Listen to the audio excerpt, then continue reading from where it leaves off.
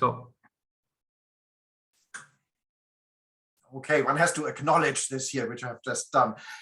Many thanks, Father Connor, for this very kind, first of all, invitation. I'm very happy. I wanted to say to be here, but of course not completely clear what here means. I'm currently in Westmeath and you're in Dublin. Very, very happy to be in this virtual space. And I'm again grateful to you and for the Dominican community at St. Saviour's for the invitation.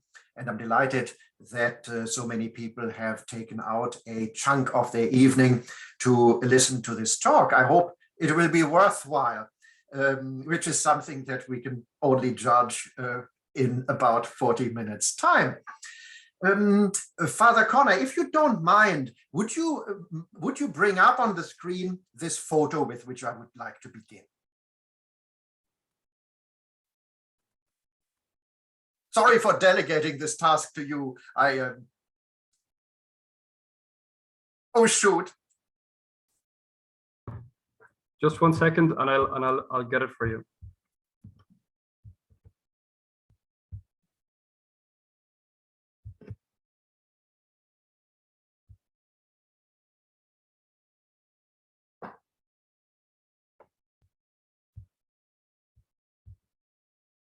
Oops. It's just not appearing. I have it open. Look, perhaps I can see if I can find it myself. Oh, I've got it. I've got it. You've got it. There it is. Yes. So this is a photo which I took in October 2019 in a toilet at University College Dublin. What you can see there is that someone wrote on the wall right behind the toilet. If you look at the lower right-hand corner, someone wrote there, "My depression is worse than ever. I'm so lost." And then someone else, I presume, responded to this in the upper left-hand corner, well, not exactly the left-hand corner, and said, "Stay strong." And then, well, of course, we don't know in what sequences was written. Well, probably it's quite clear that the remark in the upper left-hand corner is a response to the one in the towards the bottom. But someone then at one point drew a heart, as though this to indicate a possible response to this difficulty. Thank you very much, Father Connor. I'm beginning with this graffiti because it brought home to me something about which we read a lot these days. Certainly every week there are articles in the Irish newspapers or other media about the epidemic of depression among young people in Ireland. This can stay quite abstract, though. You read a newspaper article or you look at something on the internet. This visit to the toilet at University College Dublin confronted me with the reality of this situation, because I was imagining this young student, obviously, going to the toilet, probably to weep there on his own, and to write desperately on the wall behind the toilet, "I am so depressed. My depression is getting worse." Of course, very, very, very sad. So that this person felt he had to retreat to the toilet and didn't feel that it was possible to open up to someone else. But then also there's hope in this graffiti, in that someone else entered the toilet instead of writing "Egypt." I mean, you know, those of you who are male know what is often written on the walls of male toilets. But instead of adding banality or worse, the person wrote "Stay strong," and someone drew the heart, which gives the whole very, very, very sad image a more hopeful note. So after this start, my question, of course, is, what is it that causes depression among young people in Ireland?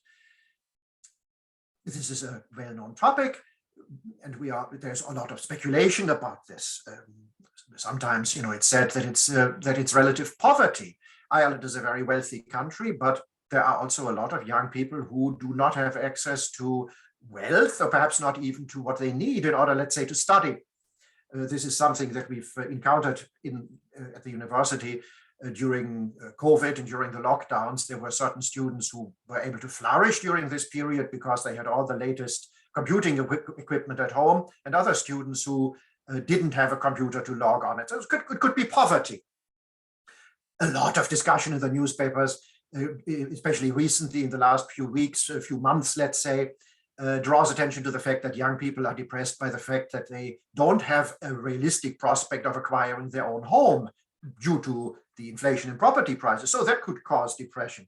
Then there's again a lot of discussion regarding the effects of the internet, in particular social media, on the body image of young people, women, but certainly also men. There's a lot of bullying going on social media. That certainly would cause depression. And again, the whole this constant discussion in society about sexuality and about sexual orientation and so forth could also give rise to anxieties among young people on that front. I mean, even anxieties about their own sexuality.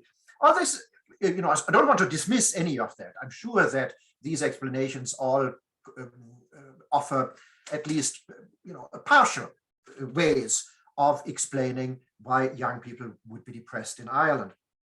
However, I would like to offer you this evening a thesis that I consider to be perhaps more fundamental. I would like to acknowledge that these may well be factors, but I would also like to say or to argue that the root cause of the epidemic of depression among young people in Ireland and perhaps elsewhere, but let's also not overgeneralize and speak too broadly. It's always better to limit oneself a little bit in what one speaks about in order not to talk ultimately about things one doesn't understand.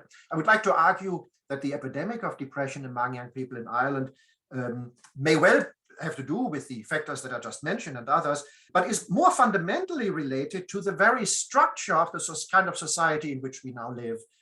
Has to do with the very structure of the society in which we now live in. What kind of society is that?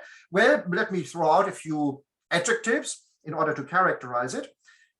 We certainly live in a highly industrialized, perhaps now one should say technological society, with a heavily urban influence rather than rural. I mean, there are still people living in the countryside, but they don't seem to kind of dominate public debates.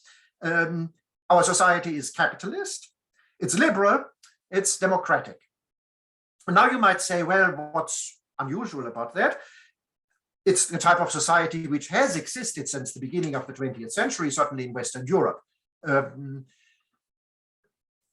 Historically, however, this type of society is still a relative novelty. Beginning of the 20th century, that's, if you think in larger historical dimensions, is quite recent. And the novelty of this type of society and the unusual challenges that it poses was very well understood by intellectuals at the end of the 19th century, beginning of the 20th century, who were in a situation similar to our own. That is to say, they saw the disappearance of an older world and the emergence of a newer one. And given the fact that they were intellectuals, they wanted to know what was going on and to think about it critically, which is, by the way, the same task that intellectuals, academics have in our own day, when very, very clearly there's another transition occurring. In particular, the intellectuals whom I have in mind, I could mention some philosophers. There are certainly signs of this kind of discussion, even in the writings of Martin Heidegger in the 1920s and 30s, someone with whom I'm quite familiar. But when I talk about intellectuals, I have in mind in particular the founders of sociology, of the modern discipline of sociology, which emerged precisely at the end of the 19th, beginning of the 20th century, and is connected with names like Max Weber, Georg Simmel, and Emil Durkheim. If one looks, by the way, at the dates of birth and death of these people, they all belong to the same generation. I'll just tell you when they passed away. Weber died in 1920, Simmel died in 1918, Emil Durkheim died in 1917. So these are people working in the same generation, producing these works that became the foundation of modern sociology, which is really, as a discipline, connected with or devoted to understanding the structures of modern society. Modern, as I just characterized it with these few adjectives that I threw out there.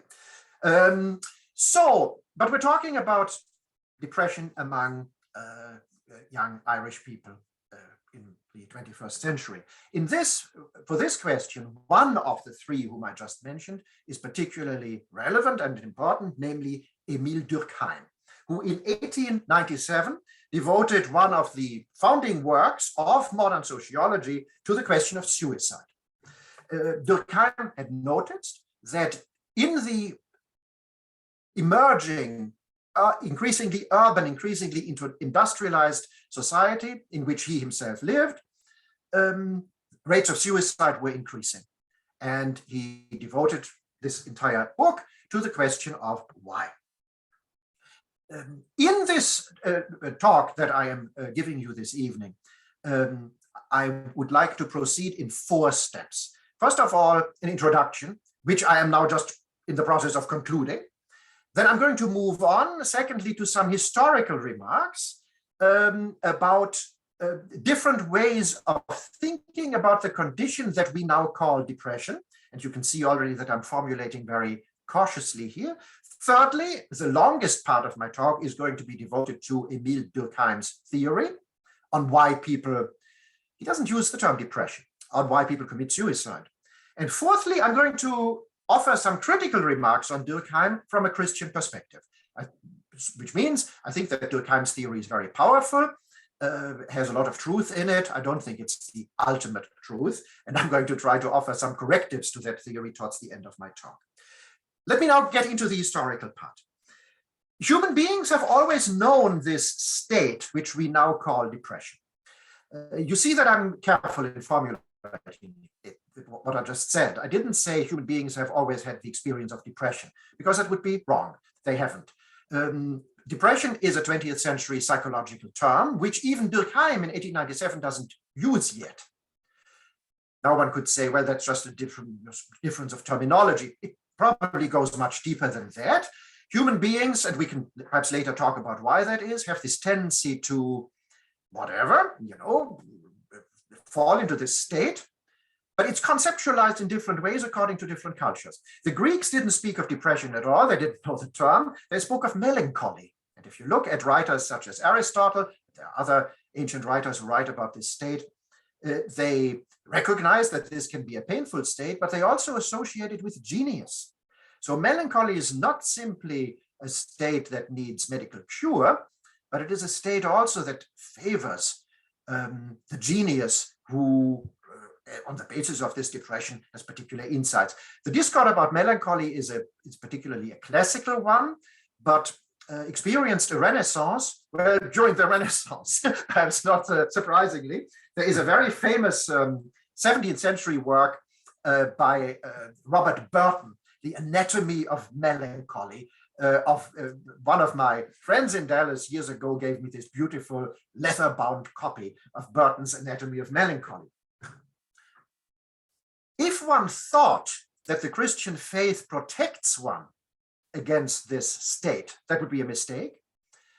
The Christian discourse doesn't talk about melancholy, it doesn't talk about depression, it talks about acedia, which is the mental state that afflicts typically monks.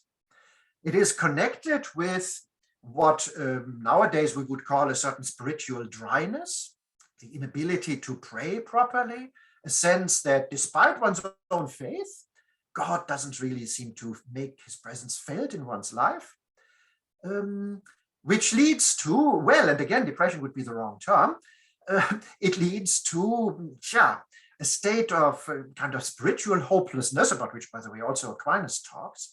And so that's the Christian way of talking about this. And again, one should not project either an ancient or contemporary terminology into the monastic literature, which is large, about acedia. Now, we don't really talk in our own day, we hardly talk about acedia anymore unless we are Christians and we're familiar with that discourse. We still know the term melancholy, but mostly we talk about depression, because this is the medical term that has taken root in the psychological literature, what is called the Diagnostic and Statistical Manual of the American Psychological Association, which is always quoted in connection with topics having to do with psychology and psychiatry, offers definition of various types of depression and so forth.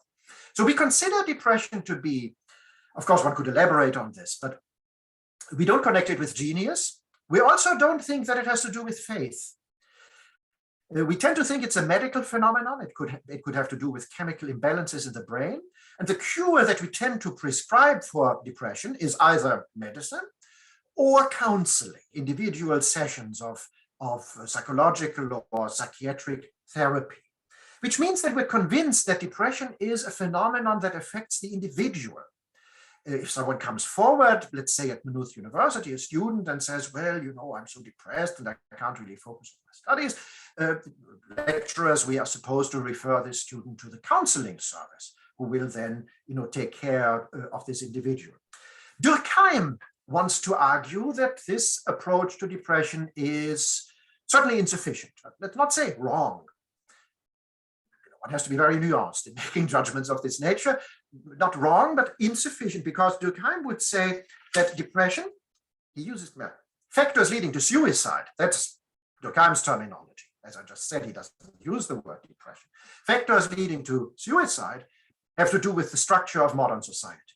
So if somebody gets depressed, it's not so much that there's an imbalance in my brain or that I have problems in my life, but that there are problems in our society. That's what's one of the original and important and interesting points about Durkheim's approach. Now I move to the third part of my talk. I'm going to give you a very quick sketch of Durkheim's theory if you want to read about it, and it's worth reading. The book that I'm holding up here, Durkheim's Suicide, is a classic of modern sociology. It contains a section on what he calls anomic, which I'm going to explain in a minute, anomic suicide, which from which section the remarks that I'm going to share with you now have been taken. Durkheim's analysis begins with the following statement. In living beings, it is crucial that there should be a proportion between needs and means. There has to be a proportion between needs and means. Example, an animal, and of course we are also, as human beings, animals to the extent that we have bodies, an animal needs an amount of nutrition that is proportionate to the energy that this animal burns in its body, okay? In the animal realm too, I mean, there can be problems. There can be malnutrition, for example. Or if you give a dog too much food, the dog will overeat. There's no proportion between the dog's needs and the actual food given, and the dog will fall sick or throw up or something like this. In the case of the human being, Durkheim says, the situation is rendered more complex in that we are endowed with reason, which also means imagination. And this imagination allows us to always imagine a better condition. One could say, now I'm using a term that Durkheim doesn't use, perhaps already pointing to my critique later on.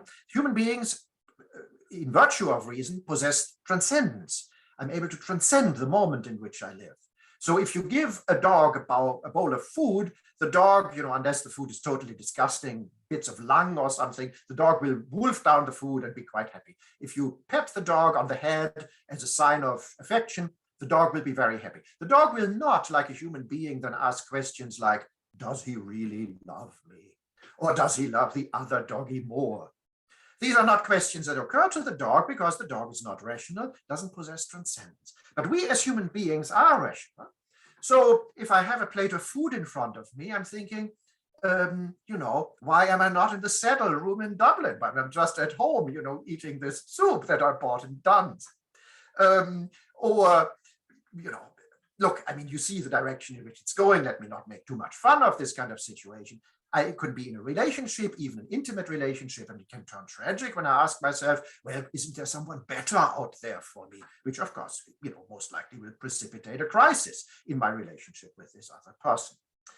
So one can see the transcendence with which human reason is endowed. On the one hand, constitutes the greatness of the human being, transcendence, an opening up of horizons. On the other hand, according to Durkheim very, very strongly emphasizes the problems that are connected with this. Because we have this tendency always to try to imagine a better condition, we become, and I just quote a few words that he uses, insatiable. We develop an inextinguishable thirst. We pursue infinite, ever-receding goals. So that's from Durkheim. This in turn, of course, I mean, if you look at the very negative terminology that he uses, infinite ever-receding goals, for example, this, of course, causes painful unrest, restlessness, and even the risk of suicide. Durkheim, in the pages which I'm summarizing for you now, writes that our thread of life on these conditions, which I just described for you, is pretty thin, breakable at any point. Durkheim believes that the role of society consists in regulating and moderating these appetites, the human appetites, which, due to the role of reason and the imagination, have a tendency of getting out of control, of growing infinite, of becoming unmanageable. Durkheim believes that society regulates the appetites through three mechanisms. The first is a very basic economic mechanism having to do with salaries. Salaries are given, are granted, paid in accordance with occupational groups. So a workman typically will, of course, make less than the director of the company for which or in which the workman labors. So the workman receives a lower salary than the director of the company. The very fact that the workman has a limited amount of money means that there are limits, is an upper limit to the workman's aspirations. The workman can hope to save up money to buy a small house, can hope to save money for, perhaps holidays, or save up money for a new dress for his wife, etc., etc. But the workman would not normally dream of living in the castle in which the director of the company lives, because the director of the company makes so much more money, and so this allows the director to buy a castle somewhere in the Irish countryside. But at the same time, the workman would have an expectation regarding lower limits. So the workman would expect to have a salary enough to sustain himself and his family, to pay for occasional visits to the cinema, of course, get enough food, etc., to receive a salary that allows him to lead a dignified human life. In the kind of society which Durkheim describes as more traditional, it would have been accepted that the horizon of expectation of the workman is different from the horizon of expectation of the director of the company. The director of the company can dream of another castle in the French countryside. And given the director's salary, that would be normal. The workman can't have such dreams. They're cut off. The workman wouldn't even come up with such dreams. The workman would know that that was simply beyond any reasonable expectation. Durkheim views this mechanism as positive because it allows satisfaction to be reached within these limits. A second mechanism, which according to Durkheim tempers the appetites, has to do with government, or what he calls temporal power. That's a kind of old-fashioned term that he uses there, but he does use it.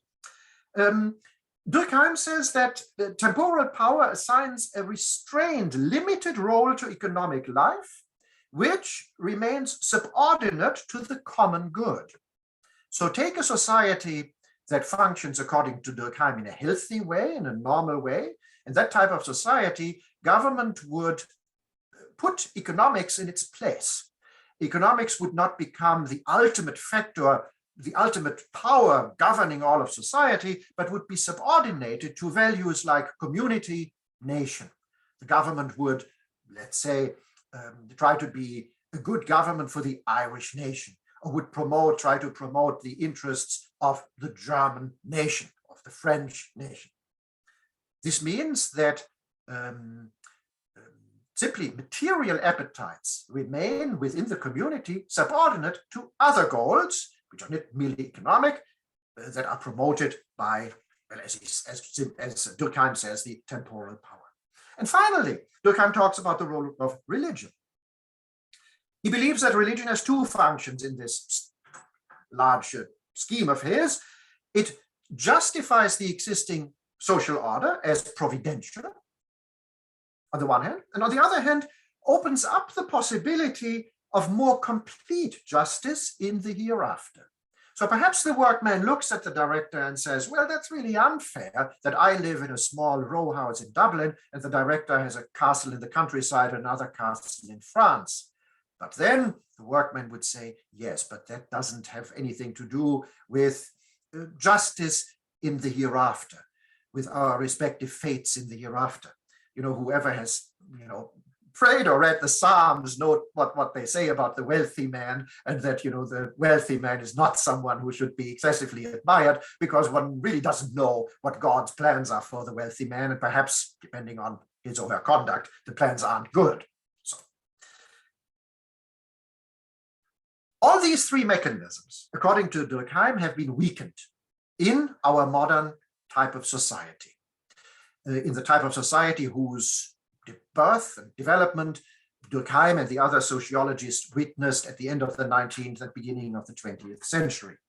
First of all, there has been an abrupt growth of wealth, Durkheim says. Now think in Ireland of the Celtic Tiger. That certainly was an abrupt growth of wealth, which disrupts the first aspect, the first mechanism, which limits people's aspirations in accordance with the financial resources which are at their disposal. Suddenly, the financial resources at the disposal of a population explode, which means that aspirations which previously would simply have been unrealistic become possibilities, like constant holidays in Spain, or other things which just 50 years ago would have been unimaginable. And so this leads to a first breakdown in one of the factors that used to temper the appetites. Secondly, what about government or temporal power? Governments increasingly, and note that Durkheim writes this at the beginning or at the dawn of the 20th century, governments have lost the authority to determine what is just. Why? Because, for two reasons. Well, first of all, because there has been a breakdown of the sense of the common good, to which various classes, groups of population in society would have subordinated their aspirations. The government would have defined a common good for which everyone in that society would have been willing to make sacrifices, to which everyone in that society would have been willing to subordinate him or her aspirations. That's no longer the case. The sense of the common good has been weakened. Furthermore, governments, Durkheim writes in 1897, no longer rein in economic interests, but simply facilitate them. That's to say, governments no longer see themselves as standing above economic factors. So, for example, the government pursues the national interest. One part of the national interest is a flourishing economy, along with 10 other aspects of the national interest. But rather, writes Durkheim, and I emphasize again in 1897, governments become mere mechanisms enacting goals that are economic ones, which again leads to a kind of, leads to economic interests getting out of control because there are no longer any political factors limiting them. And finally, Simmel talks about the breakdown of the sense that there are different levels of talent and accomplishment. So perhaps the workman, by the way, let me now say, obviously the workman can be just as intelligent or more intelligent than the director of the company. But in a society that functions according to some degree of justice, the workman would have understood that he does, contributes manual labor to the company, and the director of the company directs the worldwide operations of that company. And there would have been a sense that perhaps then the director is justly paid a higher salary. That sense has disappeared in contemporary society, so that the workman would want just the same life as the director of the company. And thirdly, Simmel writes, again, at the dawn of the 20th century, that religion is losing its force, which was, if we remember, the third factor limiting, tempering the human appetites. What is the result of this situation? Well, I'll give you two quotations. One, the appetites are freed from any limiting authority. And another sentence, following the one I quoted, just following it immediately, is The appetites are sanctified, Durkheim writes, in an apotheosis of well-being which places them above all human law. Because that is such a wonderful quotation, I'm going to read it to you again. The appetites are sanctified. Note the religious language. The appetites themselves acquire a pseudo-religious quality. The appetites are sanctified in an apotheosis, that's a religious term, a kind of divinization of well-being, which places them above all human law. So simply satisfying human appetites becomes the all-determining law of human society. This deregulation of the appetites is what Durkheim famously calls in French anomie, which then in English is simply transliterated as anomie. Anomie. It's not, of course, a term in current contemporary English. It is a term in sociology. It's easy to explain. Nomos means law, and the alpha privativum is an element that which negates what it precedes. So anomie or anomie is a certain lawlessness. It's an absence of law. So modern society is characterized by a deregulation of the appetites, which Durkheim calls anomie. Anomie. This has the inevitable consequence of a constant restlessness, weariness, disillusionment, and ultimately the rise in rates of suicide. Because the situation that we have is that we are constantly pursuing goals which we are in principle unable to satisfy because they keep receding and our appetites are infinite. I aspire to a better type of life, but once I've reached that better type of life, if I reach it, if I win the lotto, then I will dream of even another castle or holidays that are even more luxurious or another cruise. And of course, since I never seem to be able to reach a horizon, it's clear that this leads to restlessness. What are the words that he uses? I'll read them to you again. Weariness, disillusionment, and then ultimately the sense that I'm unable to answer the question what it's all about. My horizon, my goal seems to be receding forever. And well, that's a very, very sad thought. And given various other factors, which Durkheim describes in great detail in his book, that may well lead to rises in rates of suicide.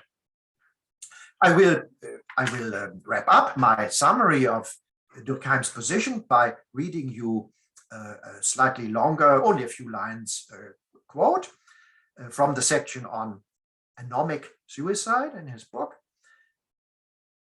Society comes to accept, he writes, this condition of anomie as normal. So the abnormal comes to be considered normal, this condition of anomie. It is everlastingly repeated that it is man's nature to be eternally dissatisfied, constantly to advance without relief toward an indefinite goal. The doctrine of the most ruthless and swift progress has become an article of faith. Note again the religious language which suddenly flows in here. Although Durkheim was a completely secular writer, he had himself no religious commitments. But it's interesting that he says the doctrine of the most ruthless and swift progress has become an article of faith. So it seems that some kind of pseudo-religion has taken root in our society, but which is no longer a religion that leads to God. It's a religion that leads to progress, to this restless pursuit of satisfying appetites that are by definition insatiable. So far, Durkheim's description of the causes of the rise of suicide in our modern societies. I would like to wrap up my talk with an attempt to offer a few points of Christian criticism of Durkheim. I would not have summarized Durkheim or interpreted Durkheim for you in such great detail if I didn't think that there was a lot of truth in his analysis. So I think there's a lot of truth in his analysis. It is also what I find interesting always when I have the privilege of reading classics with my students or just on my own.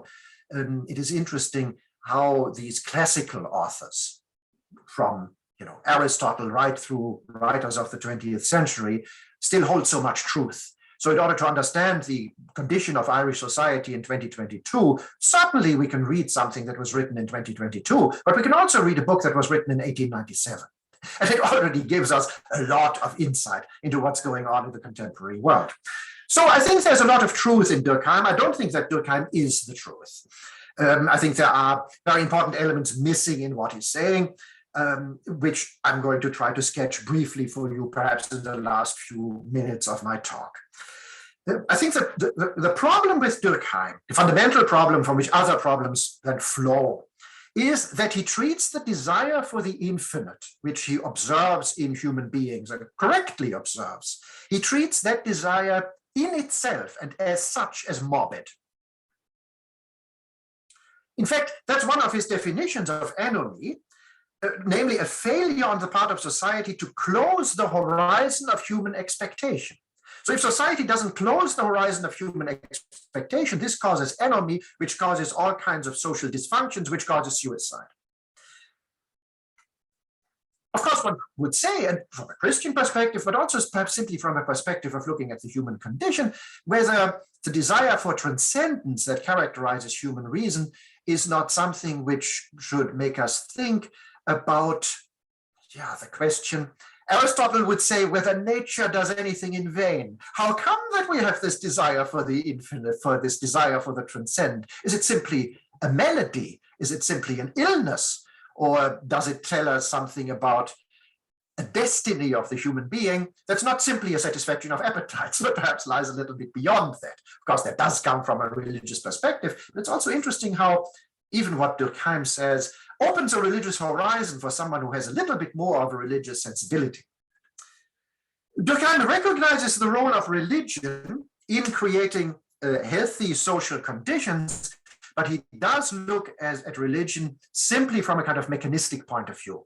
Religion is an important ingredient in society because it tempers the appetites. Durkheim doesn't have a positive view of religion as, what should I say, a factor which contains truth in its own right. So his understanding of religion is very reductionist.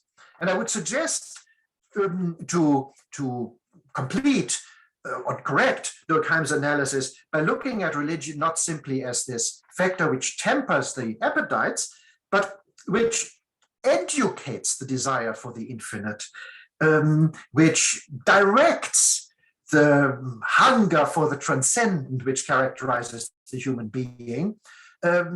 So religion properly understood certainly, what should I say, tempers the appetites, but this whole, what should I say, thirst for transcendence which is in the human being is, it's not the function of religion to stifle that, but to, as I just said, educate it, cultivate it, and help it find a meaningful destiny for itself. So one could say that from a Christian perspective then, according to what I just tried to explain, much of Durkheim's analysis remains valid, except that the function of religion is not to stifle the desire for the infinite, but to cultivate and educate it. One could say help it reach its transcendent goal. If we adopt this perspective which is really a Thomistic one, Thomas Aquinas was one of the great methodological strengths of Thomas Aquinas was that he always acknowledged the truth and the insights, even in the ideas of his adversaries, of his philosophical opponents, but always tried to complete them in a more comprehensive Christian account of things. And that's what I'm trying to do a little bit here with Durkheim. So the more complete perspective does change our diagnosis of the cultural situation somewhat. On the more complete account, which I'm trying to argue for here, the desire for the infinite is not simply an illness, but it is a characteristic of human reason as such. The problem then in contemporary society is not the desire for the infinite. It is rather the fact that the desire for the infinite has come to be immanentized. And I'm using here a term which is not my own, but comes from a German-American philosopher by the name of Erich Voegelin, or originally was from Austria, so Erich Voegelin, or since he then lived in the United States, Erich Voegelin, who very famously spoke of the immanentization of the eschaton as the fundamental problem of contemporary society. And it seems to me that this insight which comes from Voegelin can be combined with Durkheim in order to yield a more complete analysis of what's going on in our contemporary society. So the problem is not, as Durkheim would have it, that we have infinite desires, that we have infinite aspirations. The problem is that we are trying to satisfy these infinite aspirations in this world, in the society that surrounds us. That leads to a complete distortion of life in society. I expect then to be able to reach all the goals of my life in this life. And it's understandable that that leads to dissatisfaction. It may not be possible, but I'm trying to do it in this life. Likewise, I can no longer live with a recognition of the fact that there is no complete justice in this life, but I have to immanentize absolute justice. So now, therefore, I can never content myself with the idea that, for example, somebody committing a crime doesn't receive punishment. This person must receive punishment because there's no beyond, because everything has to happen in this world. This theme of the immanentization of the eschaton is a big theme in Catholic theology and political thought in the 20th century. Some of the greatest Catholic theologians of the 20th century have thought very much along the same lines as Voegelin, although independently of Voegelin. I mention only two names. One of them is Henri de Lubac. Another is Joseph Ratzinger. Both probably not unknown to quite a few people in the audience. Ratzinger, or Pope Benedict, devoted his second doctorate, which in German is called Habilitation, to this precise problem. How come that in contemporary society, we have this idea according to which complete satisfaction, absolute justice has to be brought about in this life, which is also associated with Marxism. But you see, it's not just Marxism, it's also it's also capitalism as well, functions on precisely the same principle. All our desires have to be satisfied in this life, and they have to be satisfied economically. That's what drives our consumption. That's what's keeping the whole thing going. And de Lubac and Ratzinger and other theologians agreed, but I can't elaborate on this now because that the root of this entire problem lies in the 12th century, when a Benedictine by the name of Joachim of Fiore, a Cistercian by the name of Joachim of Fiore, devised a very brilliant and very eccentric theology of history, which then, in a complicated story, got out of control, and according to these theologians, created modern society. On that account, to which I think is the correct account, what we're witnessing in the contemporary society around us is not simply a break with the Christian tradition, but is in its essence a Christian heresy. On this note, I thank you for your interest in my talk. I hope you found a little bit of interest in it. I leave it up to Father Connor to decide whether there's still time left for some discussion. Wonderful. Thanks so much, Professor Rosenman. I'm going to stop recording now.